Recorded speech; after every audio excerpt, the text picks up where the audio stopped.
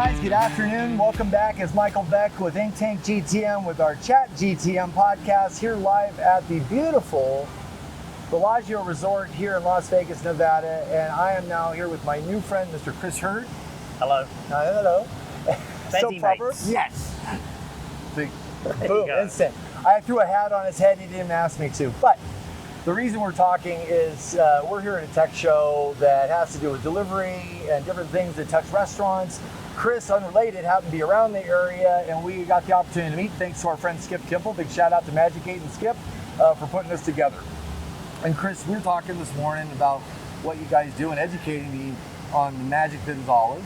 Sure. And, you know, we have buzzwords out there, and I think two of the biggest buzzwords in any industry right now are AI and disruptive, although I think disruptive, my running gag is that if I hear disruptive anymore, we're going to see it on a bag of kale chips. Are we disrupting disruption at this point? Yes. Right. We're literally pulling up the disruption because disruption is not that disruptive. Oh, I mean, I've been disrupting for most of the time, but now the disruption is disrupting my disruption.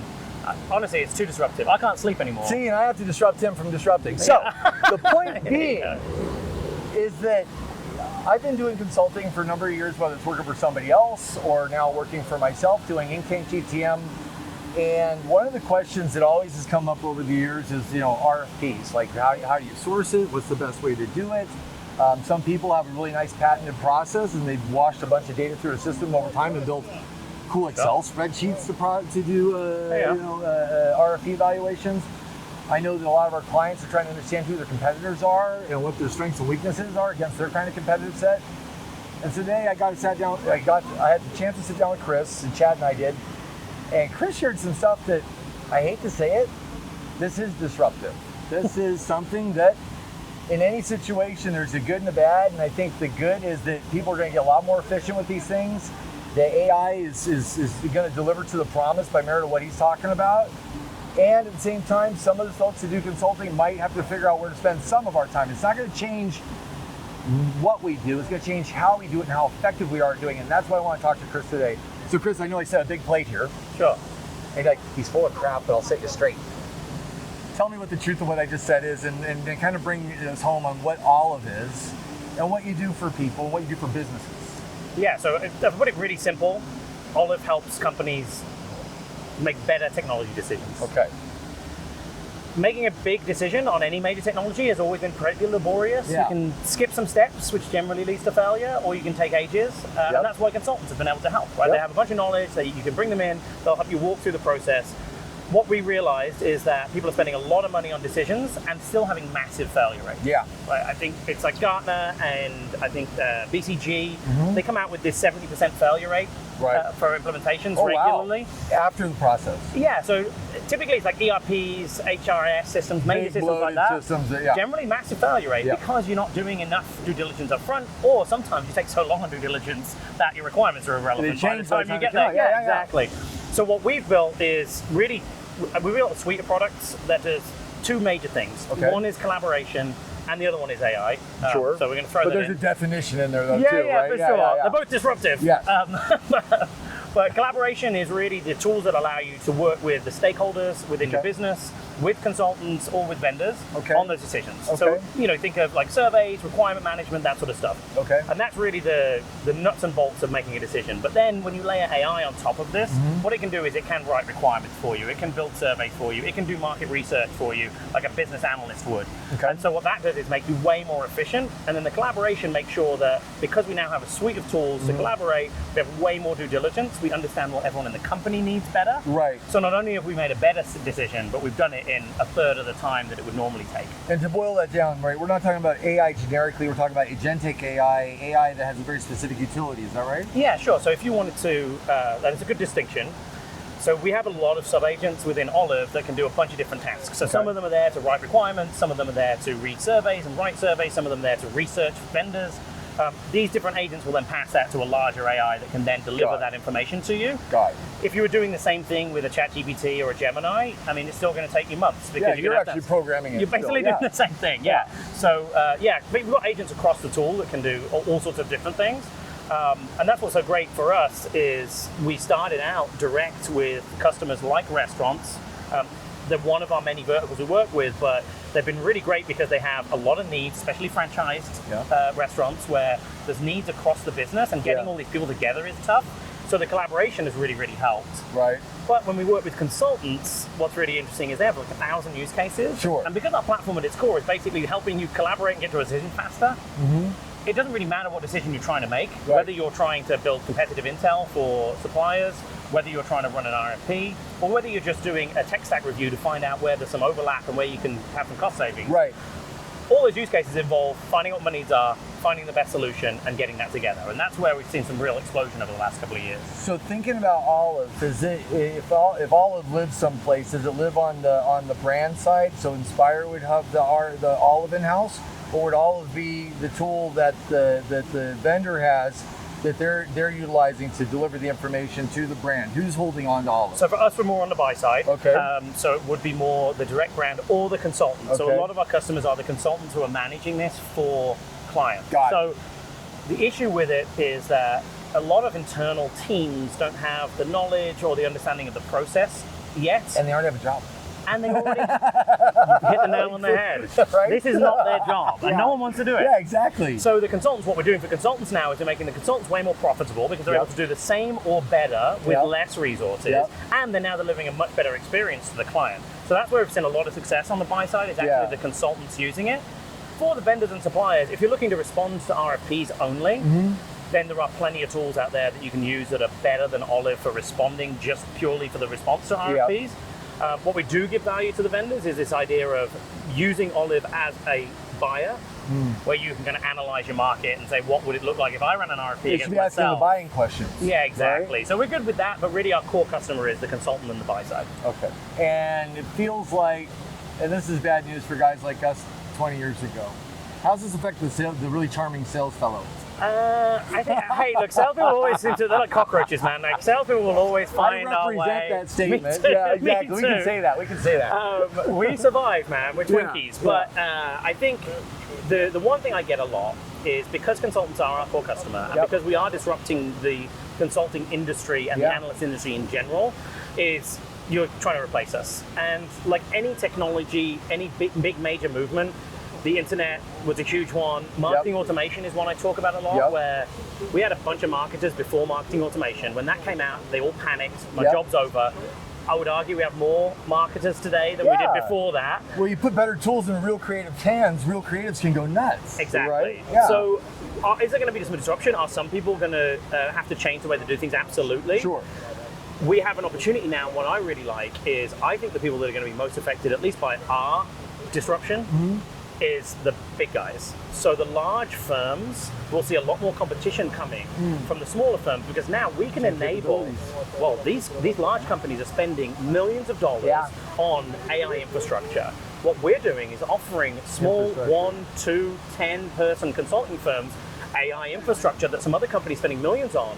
So just like a bunch of startups are taking on the big companies, we're doing the same for consulting, enabling them to now compete on a level playing field. So you as a buyer can still go to your local consultant and get exactly the same experience, but and he knows you, and he knows your market, and he knows your industry. And they don't have to suffer through spreadsheets, where if I go to one of the big four, I'm going to get all this modern tooling. Now you can go to your local consultant and get that same modern tooling and experience. Yeah, I hate to see it. The smaller guys are more agile. Yeah, they are. They don't have to go through all the red tape and back and forth. You can move quicker with them. 100%. Right? What's the world look like in 5 years? Probably hotter, wetter, maybe. I don't know. What does the world look like in 5 years? Technologically speaking, are the industries we touch, like how we operate, like what's AI doing for us? So I wonder if that question is a 20-year-old question. I think we should be like, what's in 2 years? We're moving so fast, and every movement seems to move faster. Well, yeah, it's quantum almost. It's just the way it goes. So 5 years, it's going to look a lot different. I believe that we'll be interacting with AI as if they are people in the same way that we have services. I just think they'll be the early level. We're already seeing them as frontline workers. I think they're going to be doing a lot of the frontline things. Have you been to the Sphere? I've never been to the Sphere, actually. When you should go. I should. Well, you spend a lot of time here. Kenny Chesney's on. Maybe I'll go see that. So my wife and I went. When you go book a movie there, say at 7 o'clock, the movie doesn't start until 8. And so we made a beeline right to our seats and sat there for an hour wondering why the movie, it's such a wonderful place, didn't start on time. because they want the first hour you spend with their technology. Okay. And they have AI greeters that come in. You have to sign a waiver when you come in because they will recognize you. Yeah. They'll remember you. They have sentiment analysis. They understand if you're sick or healthy when you come in the building. How many people are healthy when they come into the sphere at Vegas? The banana bag, every single person there, right? But yeah, it's really because they speak every language. Yeah. And so now you have a greeter that can greet anybody in any language, which is absolutely nuts. Now there's an audio thing you should check out. There's the bars of light on the floor, and if you stand this bar of light, you hear Mandarin Chinese, and I'm right here, inches from you. Okay. I hear German. We're not separated by any barrier. That's really interesting. I remember when I went to Euro Disney when I was young. The Euro Disney has to have a bunch of languages, right? Yeah. So they have it on their badges, like all the different languages they speak. And they speak a lot more than Disney World. And that basically now is just infinite. Yes. Languages, infinite. Yeah. Well, I was just thinking, like, what happens if you put that in a horror house and things whisper in your ear and go, "You're gonna die," right? Like, I would set it to Mandarin so I don't understand it. Yeah, exactly. Or just mess with the people you want to mess with. No, I believe you're right that AI is only now starting, right? Sure. What happens when they lace the stick of dynamite called quantum computing? Yeah. I mean, oh my God. I mean, this is the thing. We don't know, right? Yeah. We don't really know what's going to happen because ultimately the consumer is still a human. Yeah. So I think there's a fine line with this adoption, and this is one thing where the internet was one thing that, and even the internet took a long time for people to really adopt it. To say this is, I have plenty of friends, myself included, that doesn't love social media, and well, there's a health factor in that too. Yes, there is. Yes. So I feel like the human adoption of AI and being comfortable with it is still going to take some time. Even the chatbot service stuff, people always go to speak to a human still. Get right past it. So that's going to slow it down a bit. I think that human adoption piece, until AI becomes the consumer. Once robots are buying robots, I think then we've kind of gone off the cliff. We did do a podcast with an AI last week as our guest. Okay. What did they say? It was a little clunky, but it was your friends in Canada, right? Okay, we got to talk with their guy. And it's not there yet, but you can see the breadcrumbs to where it's going to go. Yeah, right? 100%. So coming back to the subject of helping out brands and tech companies in this tool that you have, what's the best way for people to engage with you? LinkedIn's a really good way to get engaged with me. It's the only place I'm sort of public. Okay. So it's /Herd Chris. You can find me Chris Herd Olive. You'll find me there. Okay. Website? So it's olive.app, A-P-P. And if you want any thought leadership, we have /insights. It's delivered by some of our own internal research. A bunch of third-party consultants can post there as well. So there's information for all sorts of different verticals. So that's a good place to start. We have a lot of market analysis and stuff. So that's just olive.app /insights. And then there's contact us all over there. Don't get me wrong. And just on the last part, like who's in your tribe? What made you guys qualified to do this? Like, where did it come from? Okay, so I've been in enterprise technology sales for most of my career. Okay, I did insurance for a while, and a few side gigs. I'm an entrepreneur, so I have a lot of little side gigs going on here and there, but enterprise sales is my jam. Yep. One thing that I didn't love about it was I studied marine biology at school. I wanted to work with the ocean, and then enterprise sales was like the opposite. Yeah. I felt like sometimes I was convincing people to buy things that they didn't need, because as a salesperson, it kind of sucks. You can only sell one solution. So you have to just pigeonhole shoehorn your solution into their problem. Yep.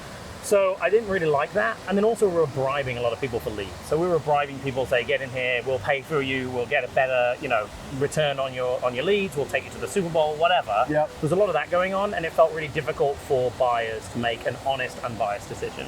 That would explain some failure rate there. Yeah, exactly, 100%. So we thought, is there a way we can get the bias out of it? Initially, we wanted to build an AI IT consultant. Now we've realized it's kind of a combination of software working with the consultants and AI layered over it. But really our mission is to take the bias out of this decision making. And that's where we came from. It's just an experience of feeling guilty. We have to make up for all the wrong we've done. Yeah, basically repenting for all of that. That's it. I actually like that. I like that. And where are you going to be next? Where are you going to be? NRA? Are you going? So I'll be here in Vegas until June 3rd. Okay. Then I'm going to be in California for a week. Conference is here. Cooper is a big procurement one next week. Okay. I'll be at Dell the week after. And then there's Industrial Cyber the week after. So there's a bunch of shows here in Vegas. I'm trying to get to the weekend at NRA. Okay. There's a couple of parties that sound kind of fun. So there's a couple you really should hit with us. Yeah, I may get a flight out to Chicago. At least be there over the weekend. We'll make sure you're in the good ones. Okay, awesome. I love it. Cool. All right. Well, hey, this has been Chris. Chris is with Olive. They've got some amazing stuff going on. I encourage you to follow Olive on LinkedIn to see their updates as they move through the world, really the cool stuff that they're doing. I challenge any organization that's ever run an RFP to think back and wonder, was it done exactly the way you would have hoped? Was it biased? Did you get an RFP that people just sent you to go, yeah, that feels about right, nice and heavy? You ever get the this heft, big. You ever get the heft test? Like, just, oh, that's good. Now put a couple more pages in it, now send it out, right? Yeah. If that's a world you've lived in, I imagine a lot of you do, it might be worth talking to him. We have no commercial arrangement. Chris is doing something I think is legitimately helpful to people out there, and I'd love to get your feedback on what you think about what him and his team have put together. Engage with him, and then let's talk. Maybe we can talk about what your experience was like. So, Chris, thanks so much. Thanks, mate. That was great. All day. You think you need some sunscreen? It's getting really hot out here. Yeah, I'll have the hat for the ball patch. He only got that to cover the head. Anyways, guys, thank you so much. We'll see you again, and have a blessed day.